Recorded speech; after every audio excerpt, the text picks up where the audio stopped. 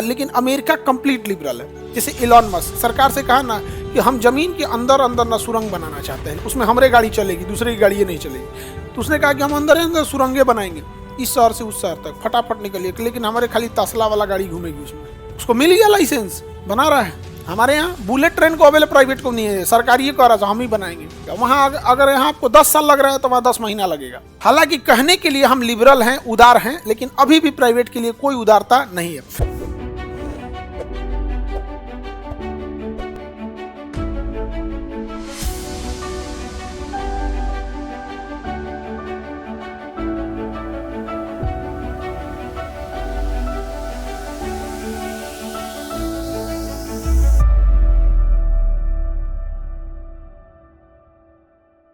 देश आज़ाद हुआ था तो हम लोग कैसे फंसे थे अंग्रेजों के चंगल में? वो व्यापार करने आए थे और व्यापार करते करते इतने पावरफुल हो गए सबकी पूरी तरह से सत्ता संभाल लिया सब। तो जैसे देश आज़ाद हुआ तो पहली औद्योगिक नीति 1948 में आई और इस औद्योगिक नीति में हम लोगों ने क्या किया कि विदेशी कंपनियों पे बैन लगा दिया। कहा कि कोई भी विदेशी कंपनी भारत में नहीं आएगी।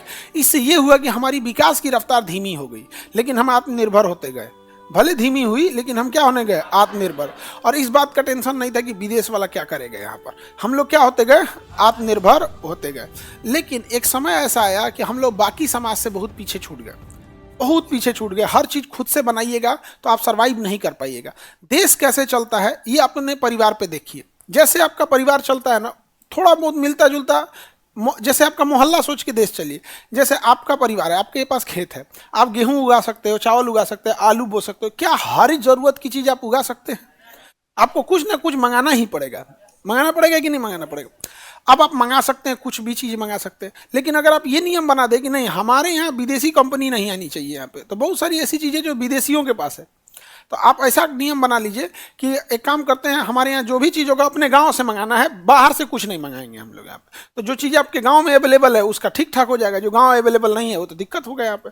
तो कुछ समय तक हम लोग ऐसे चले, लेकिन 1991 में ऐसी स्थिति आ गई कि हम टेक्नोलॉजी के मामले में पिछड़ने लगे। तो मनमोहन सिंह उस समय वित्त मंत्री थे और पीवी नरसिम्हा राव उस समय प्रधानमंत्री थे, और हमारी देश की अर्थव्यवस्था इतनी डूब गई थी कि महज 15 दिन का हमारे पास पैसा बचा था व्यापार करने के लिए। 15 दिन बाद हम लोग श्रीलंका वाला हाल हो जाता हम लोग का। उस स्थिति में पीवी नरसिम्हा राव को कुछ बुझा नहीं रहा था, तो मनमोहन सिंह को जिम्मेदारी की। अब तो मनमोहन सिंह नहीं रहे, लेकिन जब तक देश 1991 जब तक कोई पढ़ा लिखा व्यक्ति है इकोनॉमिक्स पढ़ेगा तो मनमोहन सिंह को नहीं भूल सकता है वहाँ पर।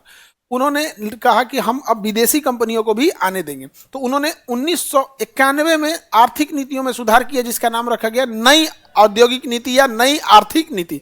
इसके लिए कहा गया कि सरकार प्राइवेट के प्रति क्या रहेगी? उदार रहेगी, प्राइवेट के प्रति उदार। हालांकि कहने के लिए हम लिबरल हैं, उदार हैं, लेकिन अभी भी प्राइवेट के लिए कोई उदारता नहीं है। सरकारी स्कूल देखना इतना बड़ा, उसके लिए जमीन अलॉट रहेगा, उसका पार्क रहेगा, प्लेग्राउंड रहेगा, बड़का गेट रहेगा, ये रहेगा, पढ़ाई के नाम पे उतना स्टैंडर्ड नहीं जितना कि एक प्राइवेट वाला हो जाएगा यहाँ पे।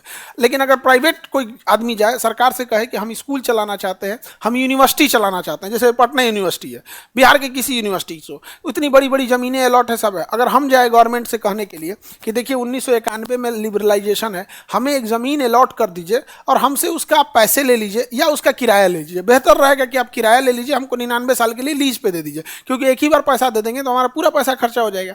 किराया पे लेते रहेंगे तो हमारा वो पैसा हम बिल्डिंग बनाने में लगा देंगे। हाँ, अगर हम ये आवेदन सरकार को दें और ये कह के कि आपने तो कहा था लिबरलाइजेशन है, उदारीकरण है, तो अगर हम ये आज देना 2025 में अगर हम आवेदन दें कि हमें जमीन अलॉट कर दीजिए, तो ये 2095 तक में नहीं होगा, देवे नहीं करेगा, नहीं देगा। यहाँ पर कहने के लिए हम लोग क्या है? लिबरलाइजेशन है, नहीं देता है। लेकिन अभी तो थोड़ा बहुत सख्ती में थोड़े बहुत छूट भी है, लेकिन एक समय था एकदम खराब था, ये एकदम खराब। इसमें तो अभी थोड़ा बहुत छूट है कि अगर आप फैक्ट्री खोलना चाहेंगे तो मिल जाएगा। ये चीज़ें बहुत इजीली मिल जाती है नोएडा वगैरह में, वहाँ आपको आराम से गवर्नमेंट ज़मीन दे देगी। अगर आपको बिहार में यूनिवर्सिटी खोलना है तो और नोएडा में खोलना है तो दोनों में बहुत का डिफरेंस आएगा। वहाँ अगर यहाँ आपको 10 साल लग रहा है तो वहाँ 10 महीना लगेगा। जमीन तुरंत क्या हो जाएगा, अलॉट हो जाएगा, तो सारी लोग वहीं भाग गए। तो उदारीकरण तो 1991 में हुआ था, लेकिन अभी भी उतना उदारीकरण देखने को नहीं मिलता है। सरकार जो चाहेगी अपने लिए आराम से कर सकती है, लेकिन आपके लिए नहीं करना चाहेगा, वहाँ पे उतना आपके लिए लिबरल नहीं है। लेकिन अमेरिका कंप्लीट लिबरल है। जैसे इलॉन मस्क, सरकार से कहा ना कि हम जमीन के अंदर अंदर ना सुरंग बनाना चाहते हैं, जैसे मेट्रो बनाया हम भी बनाना चाहते हैं अपना पर्सनल, उसमें हमारे गाड़ी चलेगी, दूसरे की गाड़ी नहीं चलेगी। अब हर इंसान, बड़े शहर में क्या होता है, अमीर लोग रहते हैं, जितना बड़ा शहर रहेगा वहां अमीर ज्यादा रहेगा, जैसे मुंबई, बैंगलोर, दिल्ली, और अमीर खर्च ज्यादा करते हैं। अमीरों के लिए पैसा से ज्यादा टाइम मायने रखता है।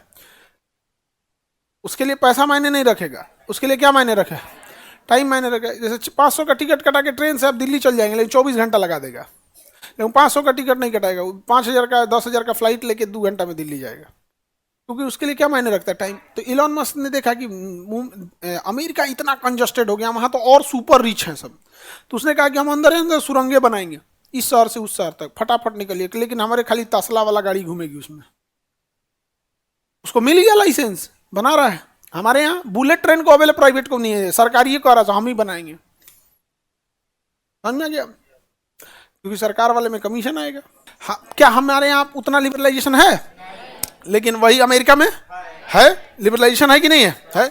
हमने बहुत हद तक लिबरलाइजेशन में छूट दे रखा है। आपको दुकान खोलना है, फटाक से खोल लीजिए बिना लाइसेंस लिए। हालांकि नियम यह है कि लाइसेंस लेना पड़ता है, लेकिन इतना गवर्नमेंट लिबरल है ना, ये लाइसेंस नहीं भी लीजिएगा ना तो मतलब इतना छोड़ देता है। लेकिन अगर सरकार के खिलाफ कुछ बोल दीजिएगा, सरकार तुरंत डीएम को फोन करेगी, ए डीएम साहब देखिए तो उसका नियम पेपर चेक कीजिए, तो तुरंत डीएम साहब आदेश करेंगे, इसका फायर चेक करो, फायर है कि नहीं, 2 दरवाजा है कि नहीं यहाँ पर, हाँ छत 15 फीट हाइट पे है कि नहीं, अच्छा ये है, नहीं पानी लगने का व्यवस्था तो नहीं है, दुकान में कीटनाशक का व्यवस्था है कि नहीं, यहाँ पे वो 35 गो नियम जांच कर देगा, चल अंदर दुकान चलाता है। लिबरलाइजेशन का मतलब दुकान चलाओ तो दुकानें बंद कर देंगे।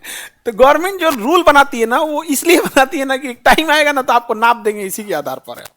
नहीं समझ में आ गया यहाँ पर?